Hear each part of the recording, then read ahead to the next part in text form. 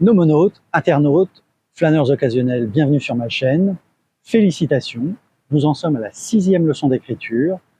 Lors des 5 premières vidéos, nous avons posé les bases. Qu'est-ce qu'un personnage? Qu'est-ce qu'un décor? Alors je sais, c'est toujours un petit peu frustrant au départ. C'est un peu comme le solfège pour les musiciens. On voudrait déjà jouer du jazz, mais il faut bien apprendre les notes. C'est ce que nous avons fait. Aujourd'hui, nous allons enfin entrer dans le vif du sujet, travailler le texte lui-même et surtout l'incipit. Hein? Qu'est-ce que l'incipit? L'incipit, c'est le riff de Chuck Berry dans Johnny B. Good,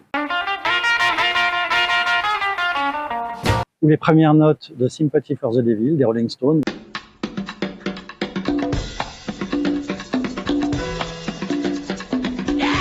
Ce sont les notes qui vous attrapent, c'est le texte qui vous attrape, qui va tout de suite vous happer et vous faire rester dans le livre jusqu'à la fin. On voit ça tout de suite ensemble, toujours pareil en 3 parties, après le générique.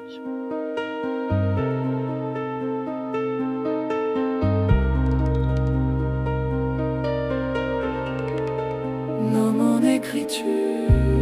Alors bien entendu, la vidéo va se découper en 3 parties, vous en avez l'habitude. Première partie, qu'est-ce qu'un bon incipit? Seconde partie, les différents types d'approches. Et troisième partie, l'exercice pratique. On voit ça ensemble.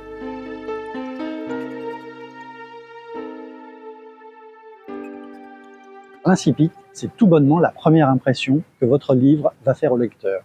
C'est vraiment en quelques phrases, en quelques mots, le ton que vous allez donner. Est-ce que ça va capter le lecteur ou non? Dites-vous que l'incipit, c'est comme lorsque vous rencontrez quelqu'un pour la première fois. Vous ne le voyez que 3 secondes et pourtant vous faites déjà une opinion, bonne ou mauvaise. L'incipit, c'est ça. C'est la première impression que vous allez laisser au lecteur. Voilà pourquoi il est extrêmement important de bien la travailler. Tu vas fabriquer une chaise, man? Non, un incipit. Alors que doit faire un bon incipit? Il doit faire plusieurs choses à la fois et en même temps. Il doit donner le ton, donner le genre aussi, poser une ambiance, peut-être présenter le personnage ou une situation, en tout cas soulever une question qui va accrocher le lecteur et le faire rester jusqu'à la fin. Vous avez tous lu chacun des livres, il y a certains livres où dès la première page vous savez que vous allez être accroché, qu'il y a quelque chose qui vous touche. Ben voilà, c'est ce que doit faire un bon incipit. Alors pour ceux qui voudraient un exemple d'excellent incipit, vraiment, je vous conseille de lire le livre de James Hadley Chase, un roman policier qui s'appelle Eva, et vous avez le meilleur premier paragraphe, peut-être que j'ai jamais lu de ma vie. Eva, par James Hadley Chase. Avant de vous raconter l'histoire de mes relations avec Eva, il faut d'abord que je vous parle un peu de moi-même, ainsi que des événements qui ont amené notre première rencontre. S'il ne s'était pas produit un changement extraordinaire dans ma vie, au moment où j'étais résigné à accepter l'existence médiocre d'expéditionnaire dans une fabrique de conserves, je n'aurais jamais rencontré Eva, et par conséquent, je n'aurais pas été entraîné dans une aventure qui, finalement, a gâché ma vie. C'est vraiment accrocheur et il tient toutes ses promesses, le livre tient toutes ses promesses jusqu'à la fin, vous allez voir, c'est un très très très grand roman policier.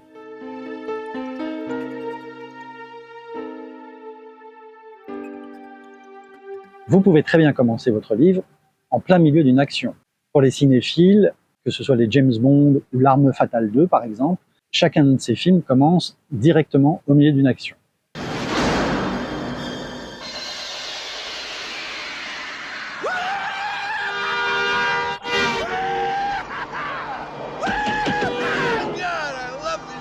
Alors vous pouvez très bien faire la même chose pour votre roman.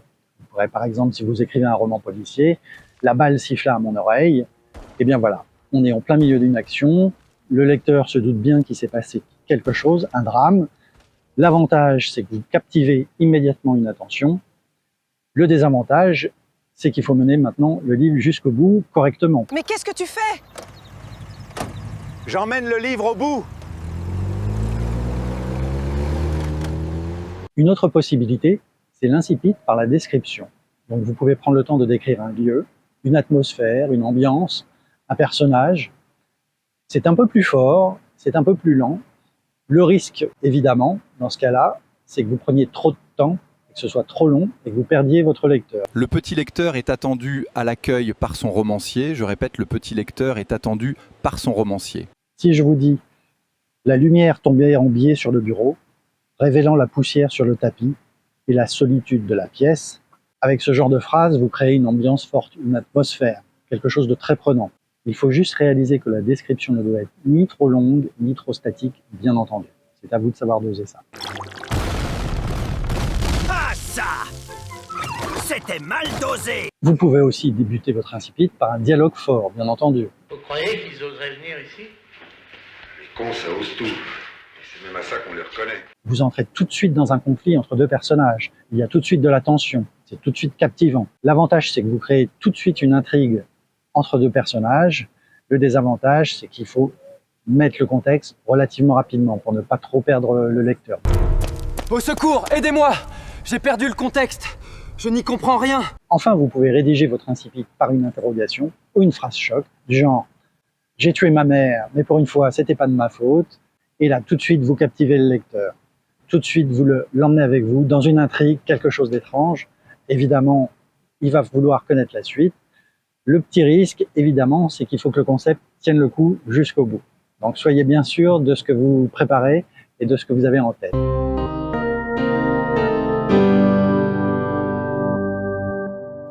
Bien voilà, nous y sommes, c'est la troisième partie, c'est donc l'heure du petit exercice pratique. L'objectif va être de mettre en pratique les différents types d'incipit pour une même idée.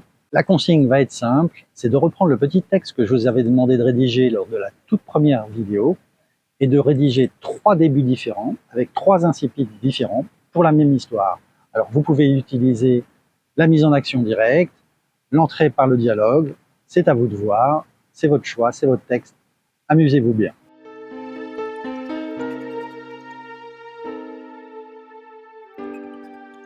Concentrez-vous bien sur la manière dont chaque début va modifier la sensation du lecteur. C'est très important.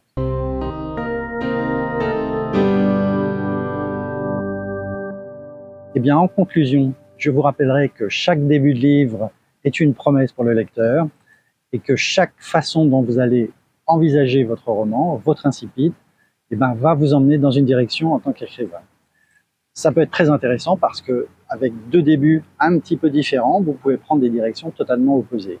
C'est la beauté de la chose et amusez-vous bien avec ça. C'est un outil très appréciable et surtout très ludique. Attention, readers and literature enthusiasts. Don't miss the next exciting installment of your favorite literary review program. Be there. Et maintenant que vous savez comment débuter un livre, pour la prochaine vidéo, nous allons nous attaquer à la structure et au plan, au fameux plan en 3 actes. Et si je veux mettre un 4e acte, moi, qu'est-ce que tu vas faire? Hein? Qu'est-ce que tu vas faire? Si cette vidéo vous a plu, n'oubliez pas de vous abonner, de liker et de partager. C'est toujours pareil, ça fait vivre la chaîne. Je vous remercie et n'oubliez pas, écrivez, un écrivain écrit.